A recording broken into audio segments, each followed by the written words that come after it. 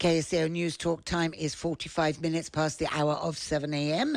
In the studio with me is Adib Karam, and good morning to you and welcome. Good morning. Thank you for having me. Not at all.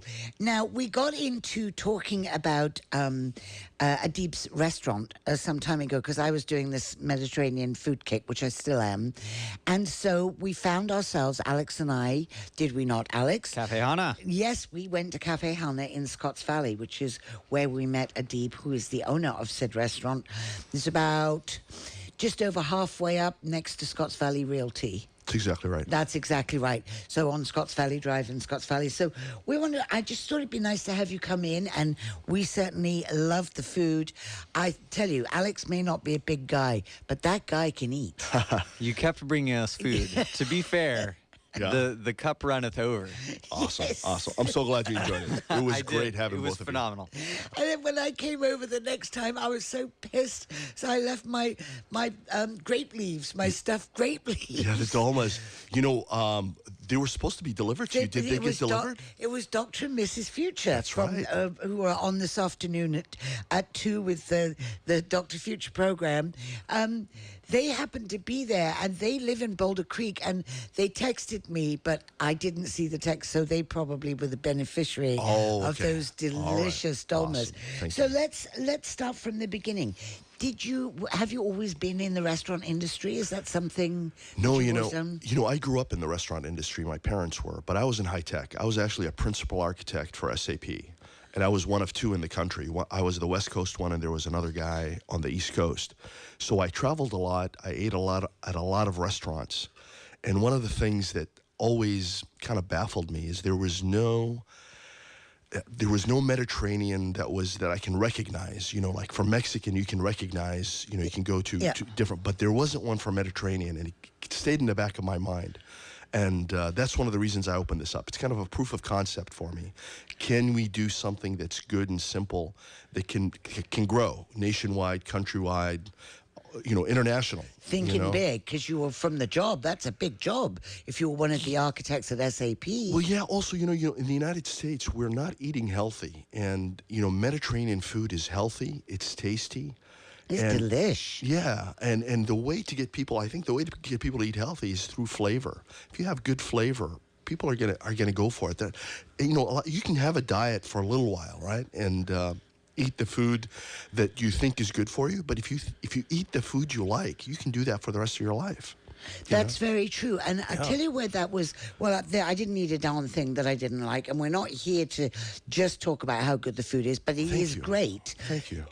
But the care that you did for your hot sauces. Oh. Now, I don't eat that hot, but Alex does eat that hot. And Sometimes. Time I did. You were really into it, all of the different nuances of flavor and texture, and you make those from scratch. We do. You know, what's interesting is when I started, the hot sauce wasn't very hot because we don't eat very hot in Greece, right? I didn't, you know. That's where your family's from? My grandmother's Greek, and my grandmother taught my mom, and my mom taught myself and my sisters.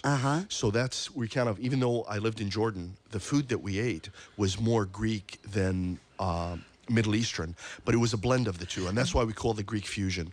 Because, you know, my grandfather liked the Syrian food, my grandmother made the Greek food, and it's a little bit different than either. It's sort of like Lebanese food. Oh yeah.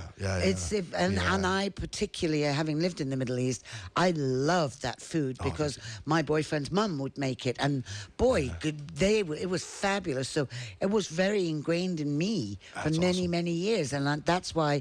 And I had heard about your restaurant, and I just hadn't been there. So when did the point come? Did you leave high tech and go, this is it, here's my aha moment? So there was a project on the East Coast, and if you're on the West Coast doing a project on the East Coast, your 9 o'clock is their 11 o'clock. So if they come in the morning and there's something wrong and they type in an email, right, that's your 5 o'clock. By the time you see it 8 o'clock, by the time you fix it for them, it's almost their noon. They're very frustrated. So I didn't really like East Coast projects. So I was hesitating whether I should go on it or not.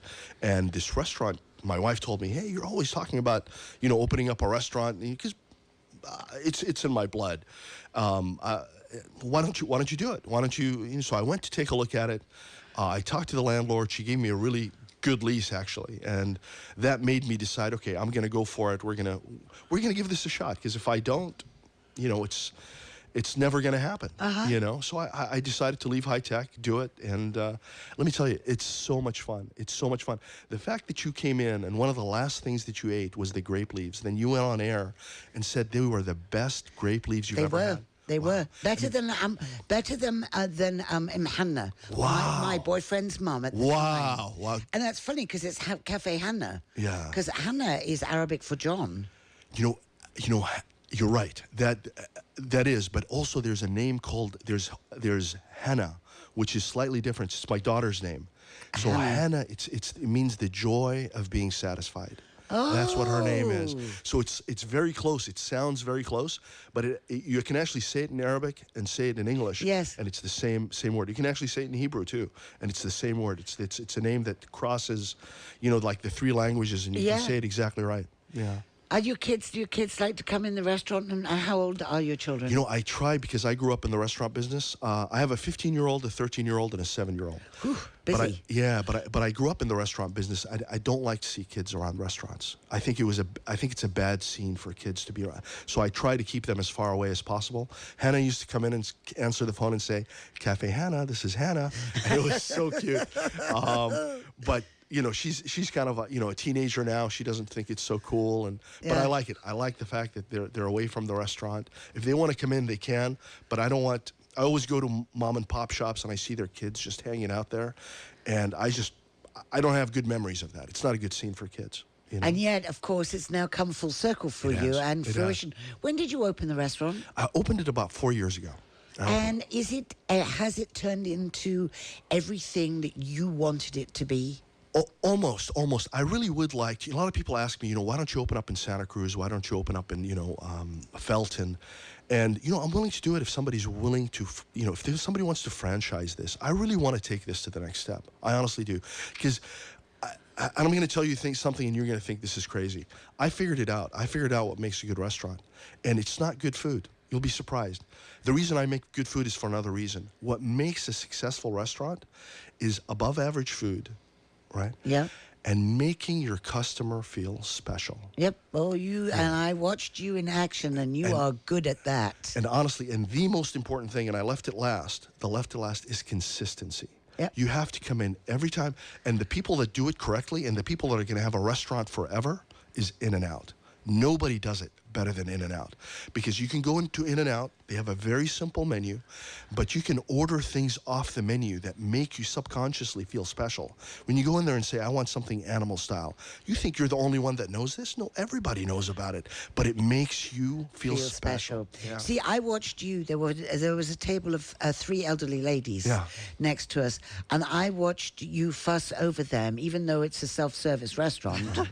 Really? Did you notice that, Alex? Oh, yeah. I mean, everybody there. Yeah. And you could see that they felt special. And in fact, I was outside with them, and we engaged in conversation a little bit, and they were just tickled to death. It's important. When you come to our restaurant, you're our guest. I always tell people when they ask me, like, what kind of food do you have? When you travel, when I used to go on a project, the first, I'd get out of the airport, I'd eat whatever food I can because I'm starving, right? Yeah. And then you meet some colleagues, and they'll take you out to their favorite restaurant. And then if you become good friends, they invite you over to their house. And when they invite you over to their house, the food is just completely different than any restaurant food or the first restaurant food.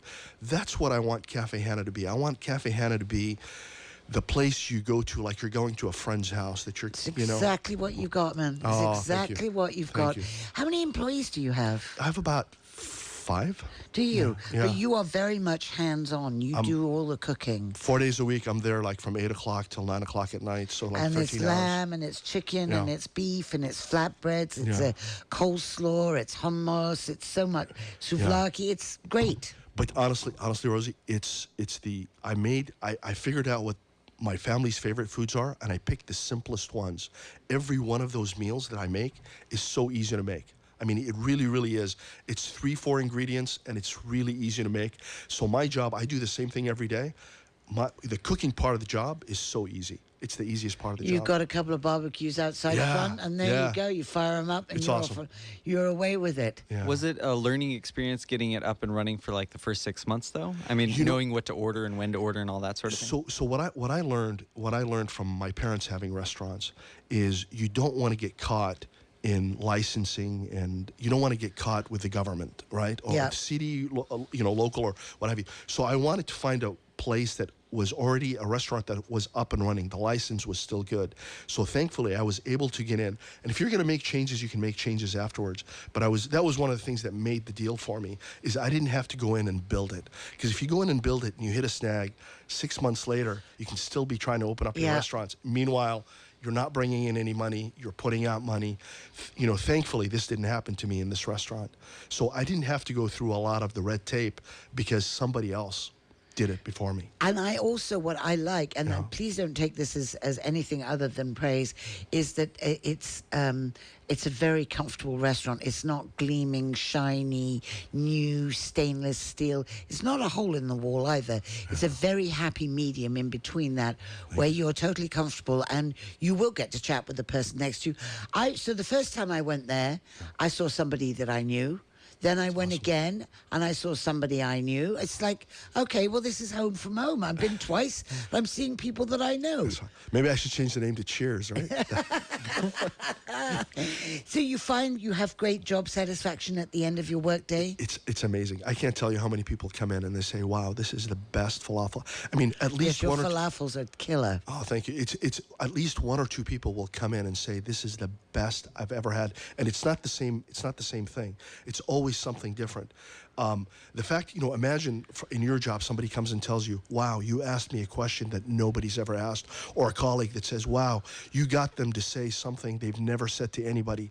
I get that every day. When I was in high tech, when I was in high tech, I would get that at the end of the project. When people saw what we produced, we're like, wow, thank you very much.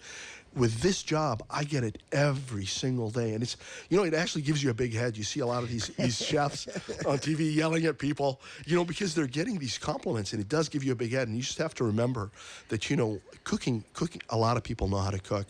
Running a restaurant and being consistent, that's my goal is to be consistent every single day. That's the hardest part about the job. What hours are you open? I'm open from 11 a.m. to 8 p.m. And the restaurant's name is Cafe Hanna, and it's next to Scotts Valley Realty.